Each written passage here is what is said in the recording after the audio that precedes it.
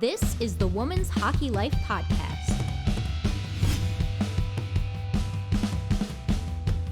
She is a Sunnyvale, California native, Cornell University alumni, former NWHL defense player for the Metropolitan Riveters, and now she is an assistant coach for the U.S. Women's National Ball Hockey Team. Please welcome Amber Moore. Thanks so much for being here with me today. Thank you, Ashley. Thanks for having me. Of course. So before we get into all of your recent accomplishments, how did a young girl from sunny state of California get involved in the game of ice hockey?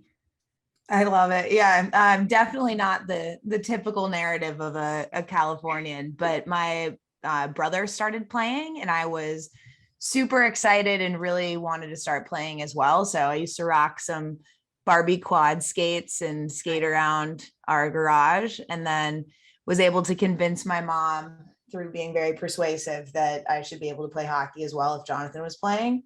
And I started playing, and then I have 3 other sisters and they all started playing. So we had a little troop of hockey going kids, throw them all in the car, sticks lining the floor of the minivan. One of my youngest sisters wanted to play tennis and my mom was like, no, you'll be playing hockey with the rest of this. Like everybody one sport, one team here. We're not going to different areas. Yeah. One team, one dream, really.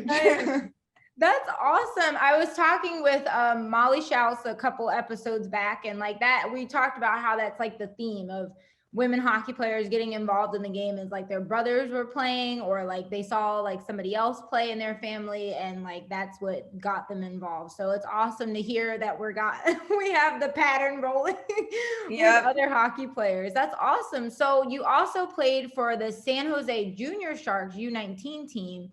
And you were also the 2-time champion of the fastest skater competition. You really did some internet digging. This is flattering. Yes, all my accomplishments from the early 2000s. So what was it like? I mean, you were the fastest skater. Like, how was that defending your title, 2-time champion? I mean, that's awesome. Oh, wow. Yeah. Bringing me back all the way back to Logitech, which has now been bought by like another tech company, but where the Sharks practice. I mean, it was great. I have to say, I didn't really, not to say that I peaked when I was 15, but I really wasn't like dominant on the ice until I was about 15. And skating has always been one of my strong suits. So I was happy to defend the title 2 years in a row, back to back at some skills competitions. But it's definitely, I mean, I'm a defender. I have rocks for hands. So being able to skate fast is definitely an advantage, and was lucky to really learn the dynamics of skating at a pretty young age and then be able to just improve as I continued to get older. Nice. So I'm also going to take it back a little bit further. You played roller hockey too, and you also competed in shot put in high school. So being that I was a track athlete, I started off with hockey and then moved to track. So what led you to shot put specifically? Oh my gosh. This interview might last 5 hours if we go this. No, I just wanted to play another sport in high school. And so I also was a cheerleader. I guess I didn't mention that in my Cornell bio. I did not. But hysterically, I was doing track as like just a nice crossover and being able to stay in shape in the off season, and was ultimately recruited to play at like a local community college. They were like, you can come and do shot put for 2 years and then transfer to like a UC. And I was like, this is awesome, but I think I'm gonna go play hockey at Cornell. Right. But yeah, I could have been a shot put athlete. Who knows? That's awesome. Yeah, when I read shot put, I was like, whoa, wait a minute, we got to talk about that, because it's those hockey quads and the hockey butt. That's what propels the ball. Or it's that shot put is not. I've tried javelin before and I'm just like, no, that's okay. We're good with that. So, but moving forward, what led you to wanting to go to Cornell? Because I mean, being that that's in Ithaca, New York, you went from sunny state of California to now like cold winters in northern New York. So What was that transition like for you? Very chilly. I definitely learned how to walk on ice, and not on like hockey ice, but just walking in the winter was something that was a little new. Fell down a lot. It was fine. but Cornell I ultimately made the decision. I had gone on official visits at Dartmouth, Cornell, Yale, was offered one at Brown, but by the time I had gotten to the first three, I was like, I know where I want to go. Great. And 17, 18-year-old me was not entirely sure about what I wanted to major in, and Cornell had the widest array of majors. And I also have to say, I was like a sucker for the fact that Cornell has some of the best food when it comes to colleges. I'm a big eater. And, you know, when you're making decisions about college and you're in high school, maybe they're not based on the best ROI. They might be based on whether or not you had a really bomb vegetarian bagel from College Town Bagels. But I liked, I really enjoyed my visit at Cornell and felt like I fit in best there and loved Ithaca. It was beautiful, but as you mentioned, definitely cold. When it's May and you're like, is it going to snow? That's not exactly the same conditions that I grew up in. Yeah, definitely not. When I was like, Ithaca, that's like way up there. I was oh like, yeah, oh gosh, I couldn't imagine. So is there any one moment in your college experience that sticks out to you as something you'll always remember? Well, it's not actually hockey related. I would say my senior year, I had transitioned to playing on the rugby team and I ended up tearing my ACL. Mm-hmm. And it was the first time that I had to like identify and define who I was without sports for a while. Because I was out for like 6 months. And I think that was honestly probably one of the most defining moments because I was like, well, what happens when you don't have sports? Like, how do you figure out what's going to make you happy and what you're going to continue to do outside of just going to school? So that I would definitely say that was the most defining moment of just college in general, and just understanding that it's important to be able to do like diverse number of things and to do them well and to like draw happiness from multiple areas of your life. I definitely agree with that. I'm happy that you found something else, even though it led to an injury, but you learned something from it. I mean, it wasn't just like, oh, well, I'm going to just be done playing everything now. Like, no, I have to find something else. Cause you know, at the end of the day, sports isn't forever. I mean, as much as we would like to play sports forever, we definitely have to get.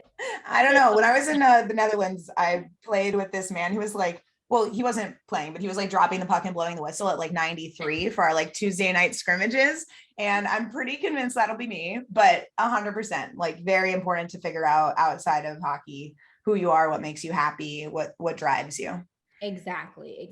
And then after graduating from Cornell, there was a 3-year gap before you began your pro debut with the Riveters.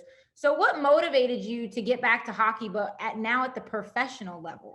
Yeah. So after college, I moved down to the Mississippi Delta, and I did Teach for America, maybe not in on the online space for the research, but there was no hockey down there. The closest ice rink was 3.5 hours away in Helena, Arkansas.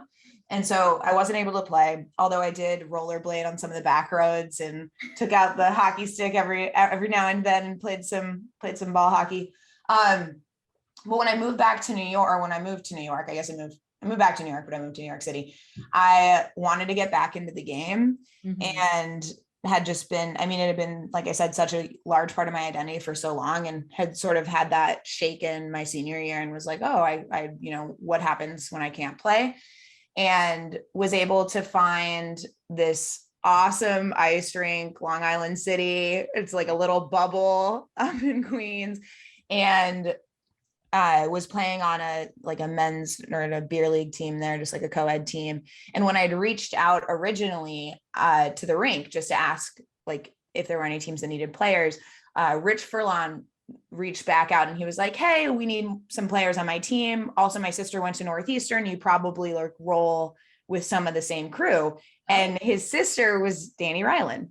So I was able to meet Danny predating the NWHL days, and we had a chance to play together, went to Lake Placid to play in Empire Games that first year in New York, and then tried out for the Riveters, and the rest is history. And here I am on the other side. That's awesome. Yeah, I think down south, everybody that knows hockey knows that down south is not a hub for any type of hockey whatsoever. Me being in South Carolina, the closest rink is about 45 minutes, and the hockey is very tight. It's not a whole bunch of people and everybody knows everybody.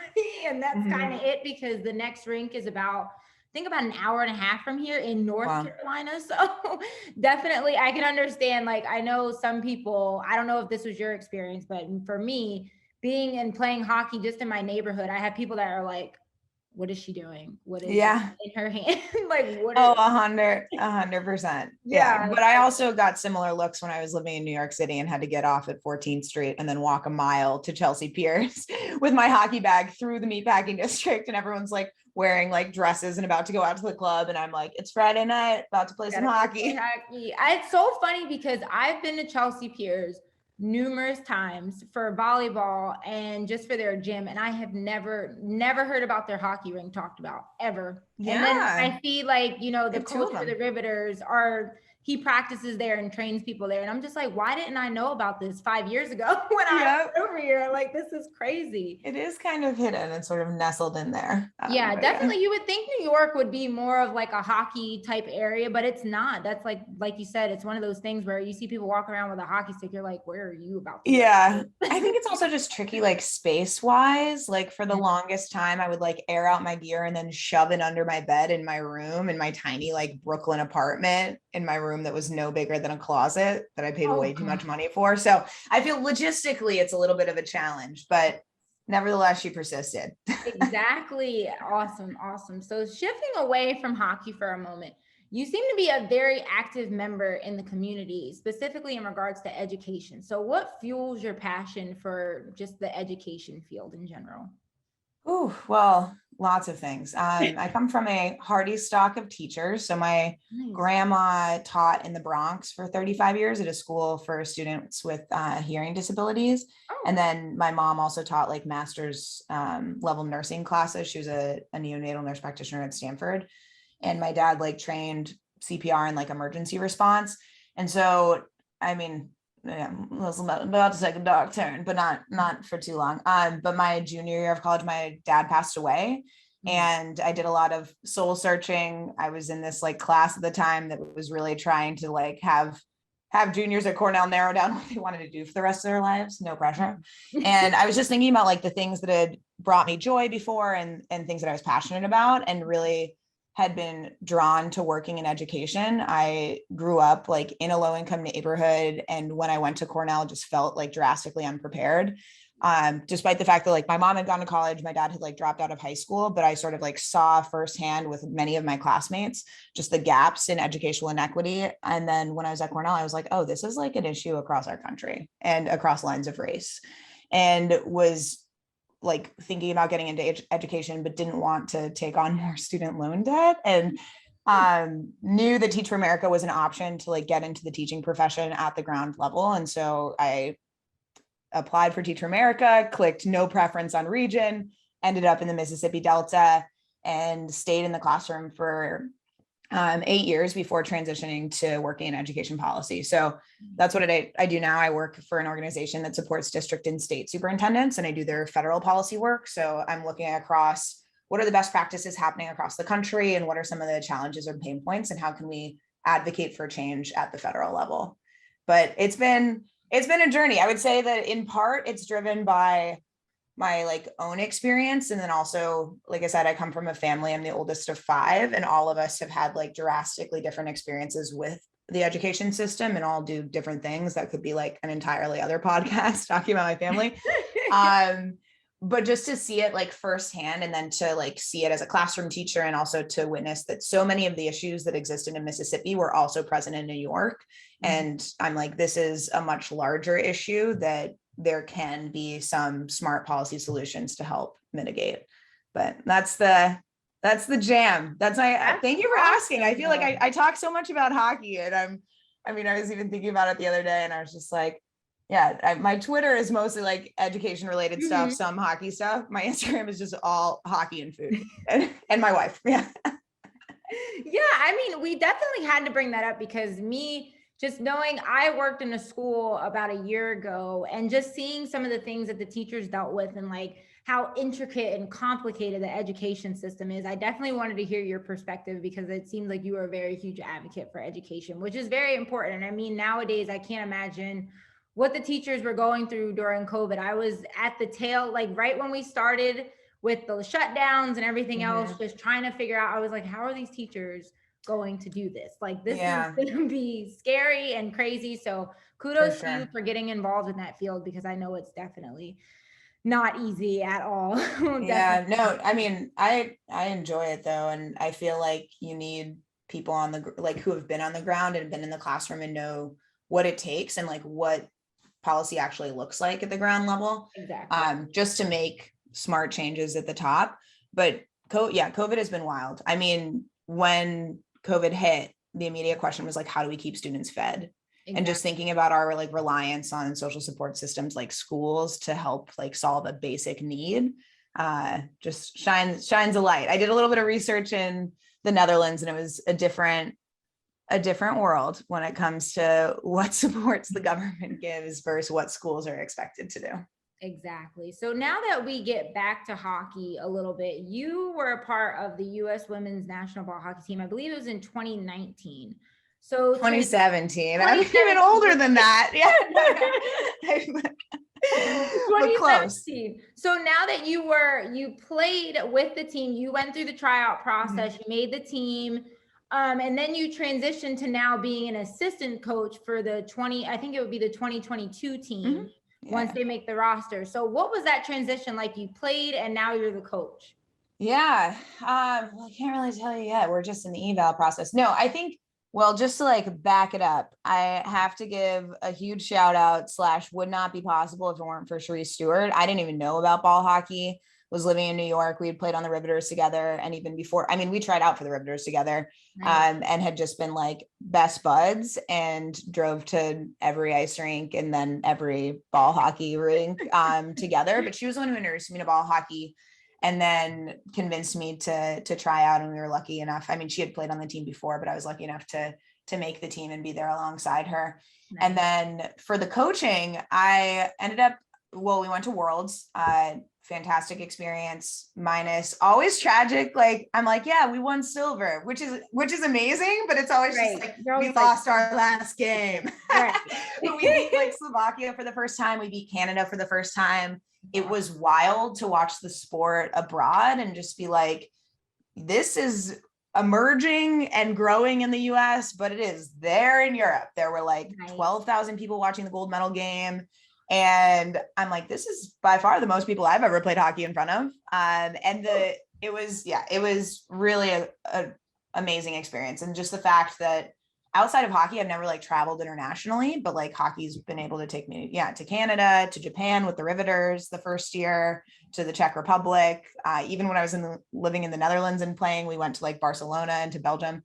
So, transitioning to being a coach, I retore my ACL. This is a common theme. No, I retore my ACL in 2018. I actually tore the cadaver ACL, so it's not even mine. It's my borrowed ACL. And it was just a partial tear, and I haven't had surgery on it, but I was, at that point, I'm like, let me PT this. I've been playing a bunch of ball hockey, and I'm like, I'm way more comfortable playing ice hockey, and now I just like bike a ton, do PT for my knee, play a ton of ice hockey, coach a ton of ice hockey. And so when the like general manager was thinking through folks to coach, I guess my name got thrown in the ring, and I was like, got a call and asked if I wanted to interview. And I was like, I hadn't even considered that, but I've been coaching the Washington Wolves, like the women's team in DC for the past 3 years, and really love coaching. And it's just a phenomenal opportunity to like give back to the game, and would really like to get that gold. So, nice. I mean, on the eval side of things and like the recruiting side, I've really enjoyed coaching for the team. And I'm excited to see who shapes up to be on the final roster, because there's a strong pool. Yes. But it's been great. I've enjoyed it. That's awesome. So like now that you're preparing for that next round of tryouts, I know it's a few months away, but what are you looking forward to the most at the tryouts? Well, I'm not looking forward to the fact that the NWHL has games the same weekend. So there's some folks that we won't be able to see. No, I think it's just like, the excitement and the buildup. Like I remember in 2017, like when I got the call asking me to be on the team and like was just so pumped about that. And it was so much fun, even like making the calls to women who I played with before, some of them, and just being like, you're invited. Like, I love like that moment. And then I also just think that the sport has grown even in the 4 years that I've been, you know, playing it and involved with it at the national team level. And just to see like how deep the talent pool is has been phenomenal. So like looking at the folks who we're considering for the team, I'm just like, this is amazing that we've gotten to the place where it's like, you play D1, NWHL, D1, D3, like that is, it's phenomenal. And it's a great sport. It's a great crossover sport. It's huge in other countries. Like to have the opportunity to represent your country and wear like red, white, and blue, you can't beat that. Right. Exactly. It's awesome. Definitely awesome. I wish you all the luck. I know determining that final roster, I don't envy you in making those decisions. Oh my gosh. Already even deciding who was going to camp was hard. We were on Zoom for like 3 hours. I couldn't even imagine. I'm like, I know they're probably like, this is awful. Like, why are we, why is this happening? I'm like, I got heated. It was great though. It was great. Awesome. I also just huge, like love the rest of the coaching staff and like our general manager, and everyone has been phenomenal and just like making the team happen and pushing it along. So that's been great on that side. I'm excited to learn under Scott and the other coaches as well. Well, we are excited to follow along. We definitely will be paying attention and keeping up with that on the social media and everything else, and hopefully get to watch you guys take on all the countries next year in Manitoba, Canada. That's going to be amazing to see. And before we wrap up, we have our signature question. So if you could go back to when you were a young girl and tell yourself one piece of advice, what would it be? Let me think about that. Take your time. I think the biggest thing is just to continue to like chase your passions and like do the things that bring you joy and make you happy, and like give back as much as you can and to continue to give back. It was funny. I had a couple of friends, in the past couple of months just asked me, they're like, do you ever get tired of hockey? And I was like, I literally my freshman year pretty much cried when Cornell like melted the ice down after the season. But it's just been a sport that it keeps on giving. And like the fact that, I talked a little bit about education today, but the fact that in the work that I'm doing now in the DC, Maryland, Virginia region is starting to like merge my passion of like education and like racial equity and working on that end and hockey. And like we're putting on a Give Hockey a Try Day and like trying to lower some of the barriers of access for women and like help diversify the game, because hockey culture is not conducive to building like an inclusive environment. So I think that it's taken me a while to sort of like merge those two worlds. I wish that I had done it earlier, but I also think that it's a product of, I'm bordering up on 33 now. So